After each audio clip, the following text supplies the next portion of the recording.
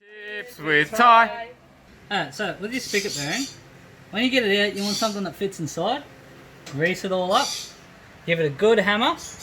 And where's the old one? So we use the end of the extension for this one. As you can see, it fits. And what you do, you pile up the grease, hammer it in, pops it straight out. Simple as that. And new ones are usually a little less worn. So that's the new one. She's a bit broken, mate. Yep. Monetize. Anyway, so you don't want to use that side to go in because you'll just flare the new one out and screw it. So my general rule of thumb, 14mm socket. Matches perfectly when you put it in. You get a nice even ring around the outside, hammers it in nice and evenly. Simple as that. Beauty. Thanks, Ty. Alright, so just know, spigot bearings are a very tight fit. If you can't get it in, just throw it in the freezer for half an hour. It usually shrinks it down just enough to make it fit nicely. Tips with Ty. Alright, so we got the spigot bearing in. Using Ty's tips. Put that all nice in. Got all our coolant lines that we had to changed over. And now we're on to putting the flywheel on, but before we do that, we're going to talk about the clutch. Righto, so this is our new clutch. This is a Nismo Super Copper Mix twin plate competition model, and there's not really much to talk about this other than how much it cost. It cost almost $3,000. We got this through Otaku Garage in Brisbane. They were really great help. We really like to thank them a lot for this. They were relatively easy to deal with. The shipping company, not so much. This kit comes with, obviously, this red aluminium fancy looking cover, 2 clutch discs, the sandwich plate, a new flywheel bolts, comes with a new throwout bearing. And stickers. And a sticker.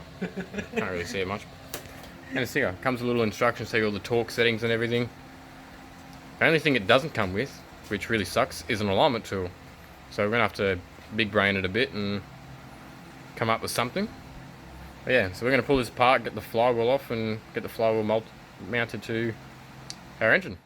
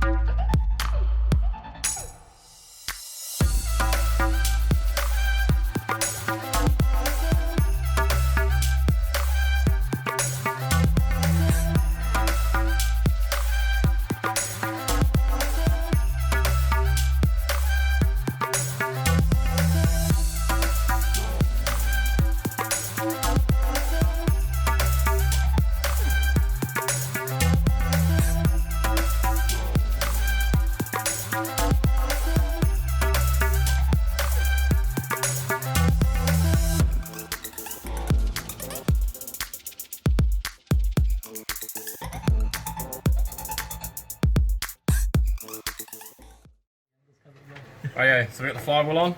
Alan's giving us a hand to put that on. You're not tightening shit. I just want to see it. Okay. Alright, fine. To put the flywheel on, it's pretty easy. You just bounce it on, do up your bolts finger tight inside of here. Can't really see it now, you would have seen it in the video while we did it. You're going to go on a specific pattern in the little booklet that they give you with your clutch. It'll tell you the pattern to do it. For our one, it's this little diagram down here. This booklet tells you all those torque specs. We started out, I always hit my head. Stop laughing at me. So we started by torquing ours down to 85 Newton meters, and then we moved up to, 105 Newton meters, and then we went to 142 Newton meters, which is the final torque settings for this clutch. After that, we just got an alignment tool in it. It all sits pretty still on these, so there's not really much need, but it's probably good to use one if you've got one, I guess. And throw that in, keep it all aligned, put your clutch cover and all your clutch discs on, they'll all go together. You can put these little bolts in, and these all get tightened up to, when I find it, 22.6 to 33 Newton meters are these little bolts here. And then... That's your first spec, the next one is your... Yeah, that's the first spec, and then you can tighten them up. No, your next little one's up here. Oh yes, you've read it properly. I The see, blue Ty. ones are your 8.8 to 13. Yep, so these little... The blue ones. These ones here, can't even see them on this angle. 8.8 to 13 Newton meters. And then, by the looks of this, that's it. That's how to install a clutch. It's pretty easy to put back in, and it looks great until we put the gearbox on, and then we're never going to see it again until I break it. So, and at that point, it's going to look like garbage. Probably look like our other clutch. So, Don't break it. don't break it. Yeah. Alan's got the right idea for this one. Don't break it. I don't think you'll break it though. These things are rated for about 800 horsepower. So If you unless like you the clutch. unless you're trying to pull 1,000 something horsepower, you should be right. You should be right. I'm going to take this torque wrench off of Alan because I'm sick of him working on my car, and I'm going to tighten these up, bitch. Hold.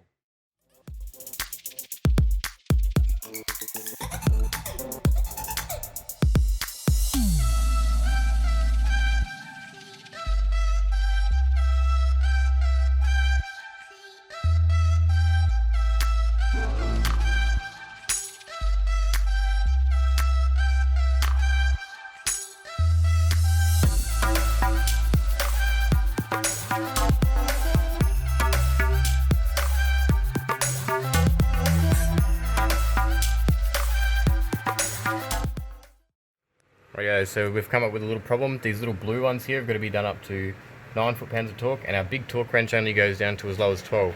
So we're taking things a little old school. Alan's got a real old school torque wrench. You set these manually with Alan, you want to show them how you usually set these things?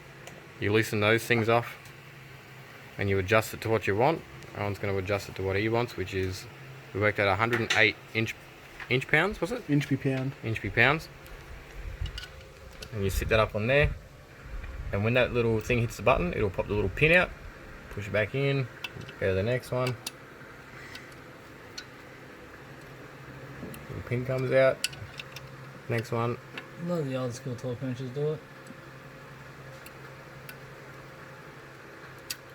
Easy money, Alan. Done. And that, my friends, is how to install the Nismo Super Copper Mix twin plate clutches into an R33 GTR. So now what we're going to do is we're going to set everything up, and we're going to set the gearbox in place and look at sitting that on, I think, is our next step. I'm going to bed. Alan's going to bed. Bye, Alan. Gearbox is anyway. Well, even his high vis just disappears into the darkness. Alright, so I don't know if anyone noticed, but we are messed up pretty bad. This usually happens. Not usually, but we are people. We do make mistakes sometimes. Behind this clutch is supposed to be, I don't know if you can see it real well. I'll try and pick it up. This spacer plate, I guess you'd call it. I'm not really sure what this is even called. It's a flex plate. It's not a flex plate. Flex plates are for autos, mate. These are, it's like a shim plate, I guess, and that's supposed to go in behind the clutch there. So we have to take all this back off and re-torque it down. But we're not going to show you that again because you already know how to do it. So we're just going to skip to the shim plate being back on. Alright, so we're back again. We got this all torqued back down. It was relatively easy for us because we already knew what to do, so we didn't have to bother reading instructions and stuff. We already knew the numbers. We did double check against it all. We got it all right this time. We got this little plate in behind it. This just separates the engine from the gearbox. And we're looking good again. So now, Ty, what are we doing next? Gearbox. Gearbox is going back in. Possibly. And then skids, right? Then skids. Then skids.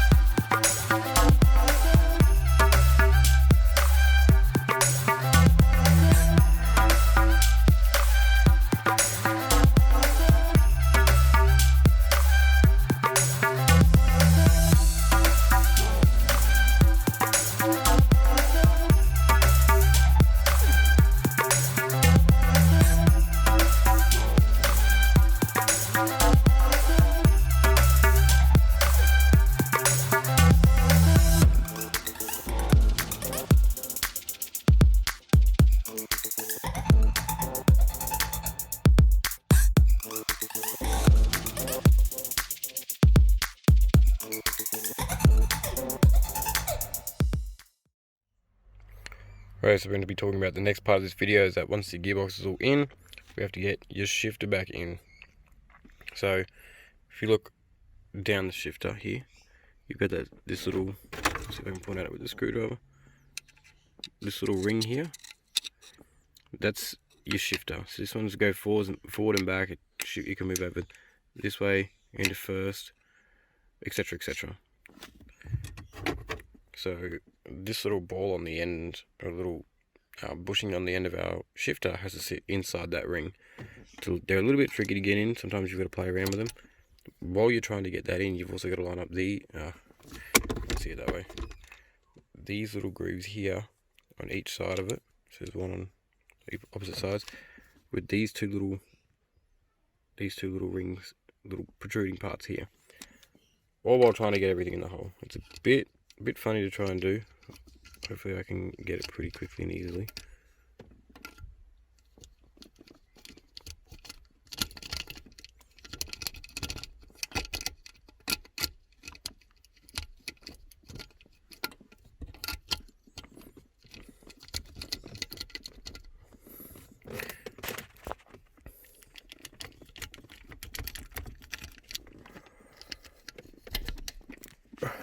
There we go. So sometimes you might have to give it a little kick to the side to do it, but that's in there like that now. And then what we're going to do next is take this little spring clamp that goes in there, and slides in. There's a little metal, I don't know if you can see it on here. Take this back out.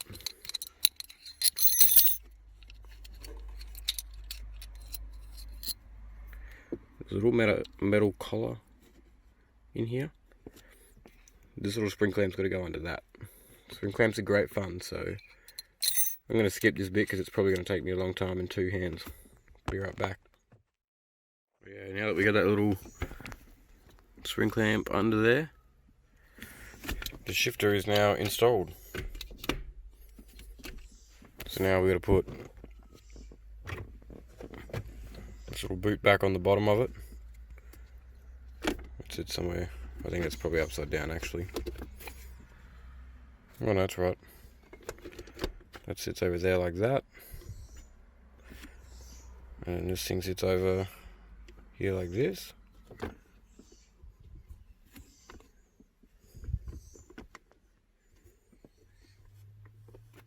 It's hard to film and work at the same time, to be honest. It's over there like that. And then there's a little metal collar, which I think is outside the car, so I'm going to grab that. That sits over the top of it. I actually think this goes under this. I'm going to do it that way anyway. So there's this little metal collar that goes over the top. Then this one goes on, and you can bolt it all down, and I'm going to show you that when I'm done. Rightio, so after you get the two rings, the little boots and stuff that go around the edge of it in, you can bolt them down. I did get it wrong, that steel plate holds them down, so that makes sense actually after I looked it up. Yeah, the steel plate holds them down. After you got that all screwed in with the 4 screws on the corners, you can put your manual surround back on, slide your boot back over your gear stick. This just clips in it, 2 clips at the back, and it slides under at the front, and there's a screw in here in the ashtray holder. Once you got that screw in, you can put your ashtray in there like that. Screw your shift knob on, like so. And that's it, that's done. Your shifter is all back in. And you now no longer have to deal with anything inside the car. Until you bleed your clutch, of course, but we'll do that soon. So a bit of an update. You've seen the time lapse, we've been working away. We've got our new slave cylinder in, and we've gone through and bled it all. These are pretty easy to bleed. It's a bit like doing a clutch, except this nipple doesn't really like being bled off of it. It still goes soft. I mean brake, sorry, yeah, a bit like doing the brake. On a GTR, I don't know if it's the same with GTSTs or anything like that, but there is a bleed nipple. Where? There. Oh, here it is on the back side of this. So here, like there's your slave cylinder there, there's a bleed nipple here, and you can use that one. And where was that other one, Ty? You got one on the back of your slave here, Yeah. and then you got the other one there. It T-pieces off this and separates the fluid. So you bleed this one, and then you got to bleed that one afterwards before you'll get clutch pedal. Makes sense. Our clutch is nice and heavy now, which is good, which is what we want. It's engaging and disengaging. So we've got the slave cylinder all bled and everything. We've got clutch. We've filled the car back up with coolant because after we did those heater hoses up in there somewhere, we had no coolant because it all came out. So we filled it back up with coolant. And now on to the next part of bleeding the all-wheel drive system before we can start this car. And there's not a lot of tutorials on YouTube on how to do this, so we're going to teach you how to do that now. So to bleed the all-wheel drive system, you come to the back of the car. In your boot, Ty's going to show us that in a bit. There's a reservoir to top all this stuff off. This is the main pump for the all-wheel drive system, and we're looking at this nipple here. You want to bleed this one first. It's all gravity fed, so you can just put a container on that, like a line, crack that off, let it gravity feed until there's no air, tighten it back up, and that's the pump done.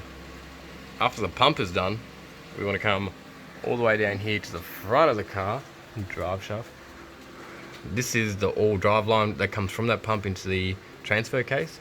There is a nipple here on top of it, and you almost want to do the same thing. Put a container on the top of that, and then inside the car, which I'll show you in a second, there is a connector. You want to disconnect the connector, and that'll run the pump permanently. Running the pump permanently will allow fluid to come up here. You just want to crack this nut off and not like undo it, do it back up in like second intervals until all the air comes back out of it. And that's about how easy it is to all-wheel drive, bleed the all-wheel drive system. We're going to show you the little connector under the dash, and we'll show you the reservoir in the boot of an R33 GTR.